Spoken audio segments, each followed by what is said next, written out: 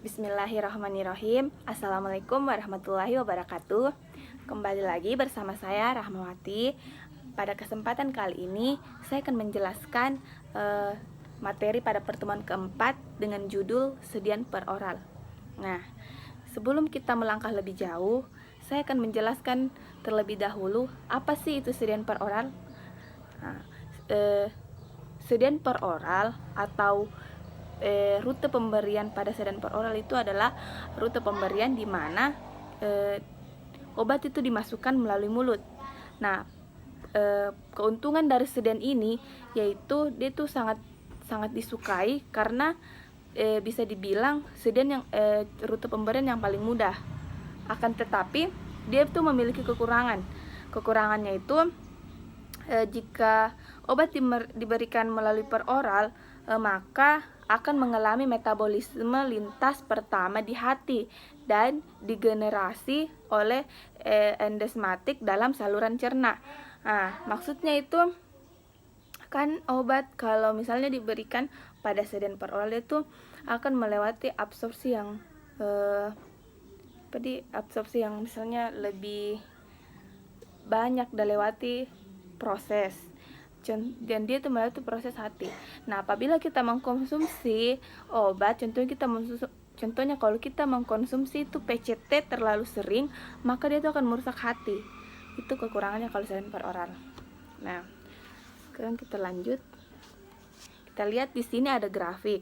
Nah, pada grafik ini kita bisa baca konsentrasi plasma setelah pemberian obat dengan dosis sama tetapi dengan rute yang berbeda. Nah, pada grafik ini ada 3 rute pemberian. Yang pertama itu rute intravena, dan yang kedua intramuskuler, dan yang ketiga itu oral.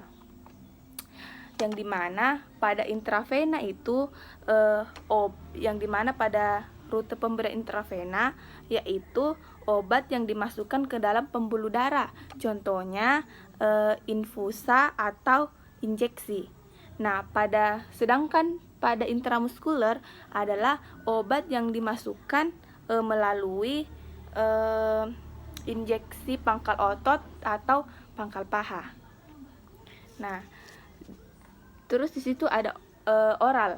Nah, seperti yang kita ketahui pada sedian peroral kan dia itu dimasukkan ke dalam mulut. Nah, dari ketiga ini rute yang paling cepat itu intravena. Mengapa demikian? Karena dia itu langsung pada pembuluh darah. Sedangkan yang paling lama itu sedian peroral. Nah, terus kalau intramuskuler dia itu yang paling kedua itu intramuskuler. Intramuskuler dia itu intramuskuler itu dia tuh menunggu dulu untuk diserap oleh pembuluh darah. Nah, kenapa bisa pada rute oral yang paling lama? Karena dia itu membutuhkan waktu untuk mengabsorpsi melalui banyaknya pencernaan. Lanjut. Nah, di sini ada jenis sediaan. Jenis sediaan itu terbagi menjadi 2, yaitu solid dan liquid. Yang dimana pada sediaan solid itu terbagi menjadi 2, yaitu ada tablet dan serbuk. Kalau tablet itu contohnya ada bukal, sublingual, tablet salut, dan tablet lepas lambat. Saya akan jelaskan apa itu tablet. Saya jelaskan dulu apa itu solid. Nah, solid di sini adalah sesuatu hal yang sifatnya benar-benar keras atau dengan bentuk yang tekstur dan padat serta kompak. Nah, kalau sediaan solid itu dia sediaan yang padat, keras gitu. Sedangkan kalau liquid itu seperti bentuk cairan. Nah, pertama tablet. Apa itu tablet? Tablet adalah campuran zat dan tablet adalah campuran zat aktif dan zat pengikat, biasanya dalam bentuk bubuk yang dibentuk menjadi padatan. Sedangkan bukal adalah tablet yang digunakan dengan cara meletakkan di antara pipi dan gusi sehingga zat aktifnya itu diserap secara langsung melalui mukosa mulut. Kemudian ada yang namanya sublingual. Sublingual adalah tablet yang diletakkan langsung di bawah lidah, sehingga saat aktifnya itu diserap secara langsung melalui mukosa mulut. Kemudian ada yang kalau tablet kan sama aja saya jelaskan tadi. Ada yang namanya tablet salut. Nah, tablet salut adalah satu atau lebih lapisan dari campuran berbagai zat seperti damat, sintetik, dan gelatin, dan lain-lain. Terus ada yang namanya tablet lepas lambat. Nah, tablet lepas lambat adalah setiap modifikasi obat atau sedan obat yang memperpanjang aktivitas kerepati dari obat. Kemudian serbuk. Serbuk adalah campuran kering bahan obat atau zat kimia yang dihaluskan untuk pemakaian oral atau pemakaian luar. Nah, serbuk di sini obat yang disukai juga karena serbuk dia itu cocok untuk orang yang tidak bisa meminum tablet.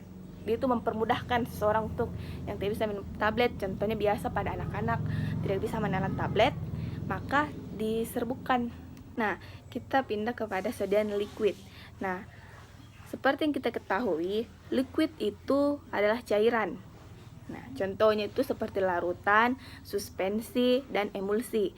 Yang dimana larutan itu adalah campuran homogen yang terdiri dari dua zat atau lebih. Sedangkan suspensi adalah menurut Pharmacope edisi 4, suspensi adalah cairan yang mengandung partikel padat tidak larut yang dikerdupersi dalam fase cair. Nah, emulsi merupakan sediaan yang mengandung dua zat yang tidak dapat tercampur. Biasanya terdiri dari minyak dan air. Kemudian kita lanjut pada slide berikutnya. Nah, pada slide di sini ada perbandingan dosis dan kinetika tablet nitrogliserin dalam berbagai sediaan. Nah, kita bisa lihat pada slide ini. Di sini ada yang namanya bentuk sediaan, dosis lazim, onset kerja, kerja puncak, dan durasi. Nah, bentuk sediaan itu ada 3. Ada sublingual, ada bukal, dan ada oral. Saya dulu akan menjelaskan yang dimana itu pada yang dimana kan ada di sini kan ada onset dan durasi. Yang dimana onset adalah yang dimana nah, kan di sini ada yang namanya onset. Saya akan menjelaskan apa itu onset. Onset adalah waktu pada saat obat itu dimasukkan sampai obat itu menghasilkan efek. Sedangkan durasi yaitu waktu pertama obat itu berefek sampai efeknya itu udah hilang atau tidak ada sama sekali dalam tubuh. Dari perbandingan ini, yang paling cepat menghasilkan efek yaitu sublingual dan bukal, dan yang paling lambat yaitu oral. Mengapa demikian? Mengapa sublingual yang paling cepat?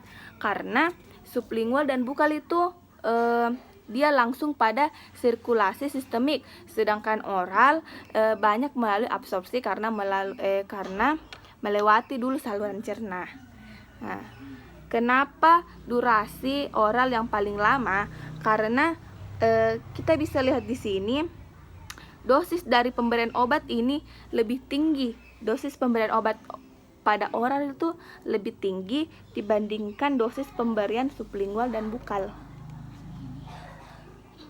Ya, kita lanjut pada slide berikutnya.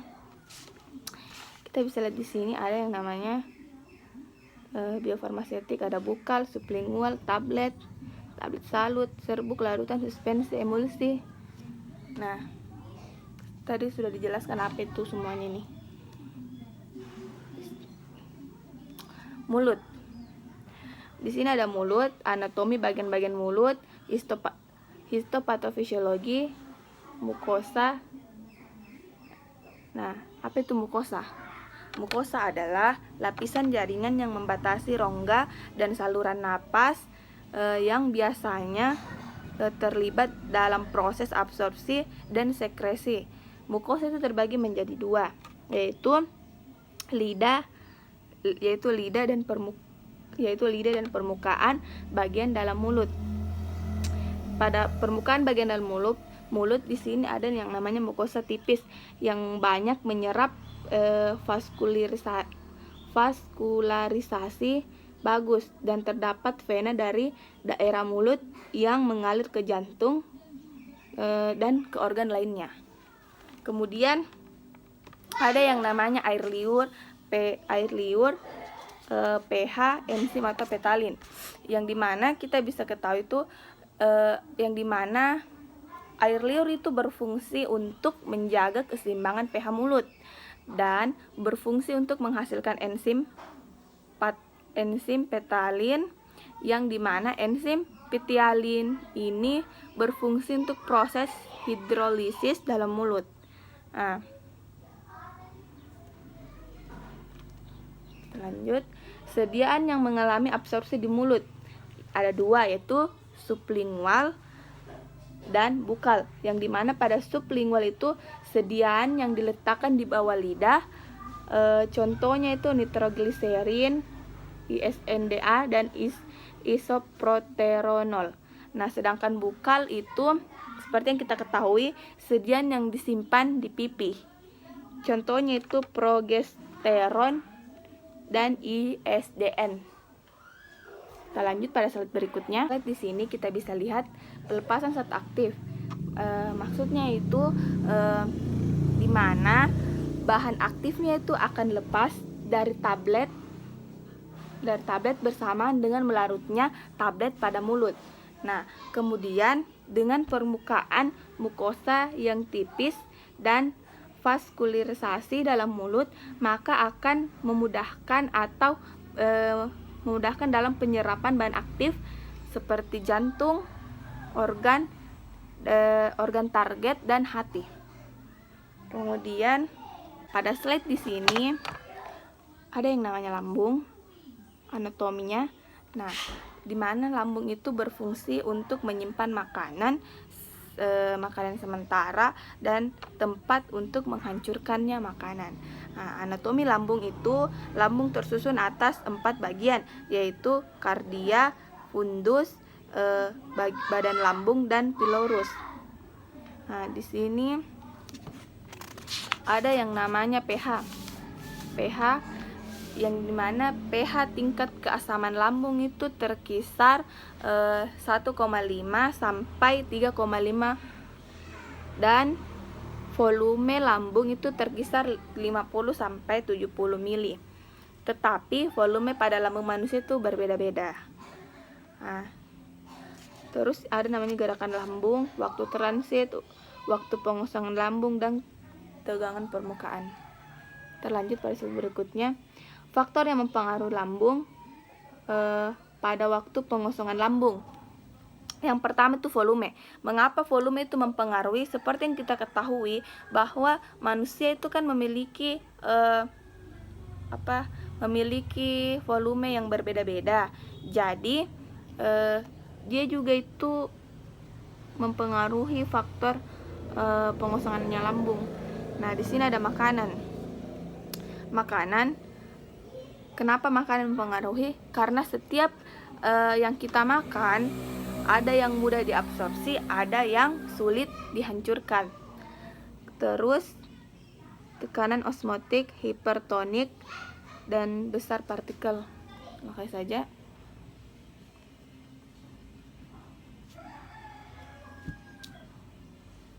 Nah, faktor yang mempengaruhi pada terus ada yang namanya miscellaneous. Di sini ada posisi tidur kiri dan kanan, viskositas kental encer, emosi atau depresi, penyakit, diabetes, dan lain-lain. Usus besar. usus besar. Usus besar itu yang dimana seperti yang kita ketahui, usus besar itu berfungsi untuk menyerap fases dalam penyerapan makanan. Nah, di usus besar di sini ada namanya konsentrasi massa, viskous, absorpsi terbatas. Ada beberapa obat yang mengalami absorpsi di sini seperti teopilin dan metoprolol. Nah, kemudian pada beberapa obat perlu diminum dengan segelas penuh air putih. Nah, mengapa demikian? Mengapa kita harus minum air putih? Karena kebanyakan orang itu meminum obat menggunakan air putih. Dan air putih juga itu dapat membantu proses absorpsi agar obat itu bisa masuk ke dalam tubuh dan tidak terjanggal atau tertinggal di tempat lainnya, hingga obat itu bisa langsung masuk kepada lambung. Oke, mungkin itu saja yang dapat saya sampaikan. Kurang dan lebihnya mohon dimaafkan. Wabillahi taufiq wal hidayah. Wassalamualaikum warahmatullahi wabarakatuh.